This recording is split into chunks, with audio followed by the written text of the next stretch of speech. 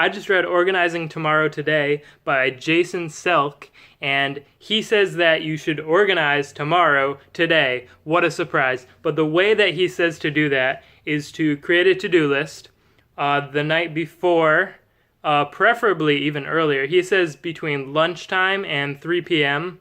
you should create your list for the next day of what you want to accomplish. And he talks about how people try to accomplish the most urgent things and just the smallest things first or whatever. He says basically just try to accomplish the most important things. And he says to pick 3 every day, the day before, to accomplish the next day.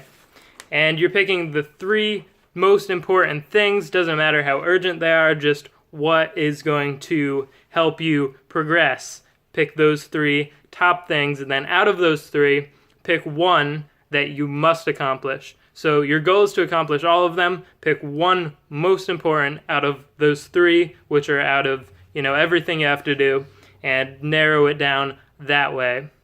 Now, he said something about writing things down and how that helps you to remember. So I just made a little notepad as I was watching that, or reading the book.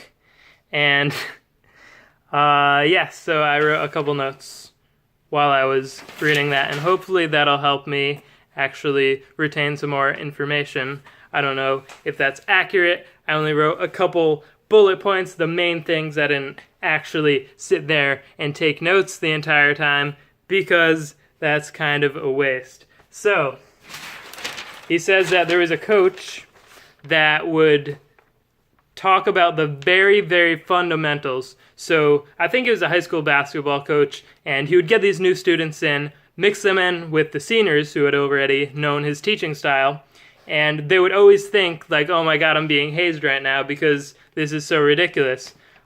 Because the first thing they would do every single day, but they didn't know this yet, was they would go over every little thing. So they would start with, okay, this is how you lace up your shoes. If you do it this way, the laces will be flat and you'll be more comfortable, and you have to tie them in this way. And it was just this, they're I already know how to do that.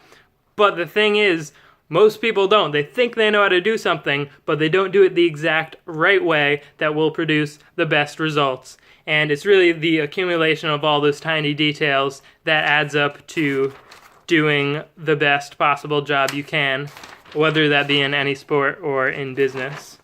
So, the next thing I have on here is 15 minutes.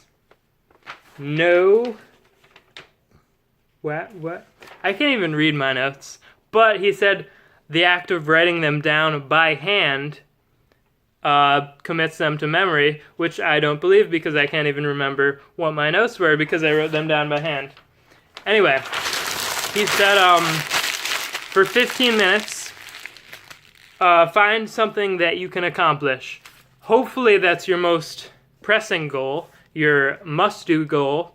If not, then make it one of your 3. If not, make it something that you can achieve in that time. And he says to start with 15 minutes. Anytime you have a spare 15 minutes, say between meetings, if something finishes early, or if, anytime you just are waiting for a meeting to start. Not really just with meetings, but anytime during your day, you find yourself having nothing to do, nothing scheduled for 15 minutes. That's when you have to go right into your goal that you've already pre-planned and start working on that and try to get that out of the way in those 15 minutes.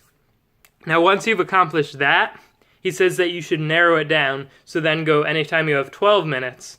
And eventually, he says to go all the way down to 1 minute. So anytime you have 1 spare minute, have a goal ready, okay, I can accomplish this, cross this right off my list really quickly.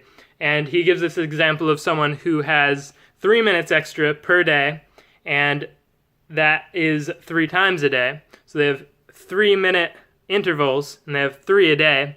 And he says that over a course of a year, they have an extra 40 hours, which is an entire work week, over everyone else. So you're essentially adding an entire week to your year. So you have 53 weeks in a year, whereas everyone else has 52, by making use of 3-minute intervals 3 times a day. And that was pretty much all he said about time management. That was like the main big concept that I thought was really cool.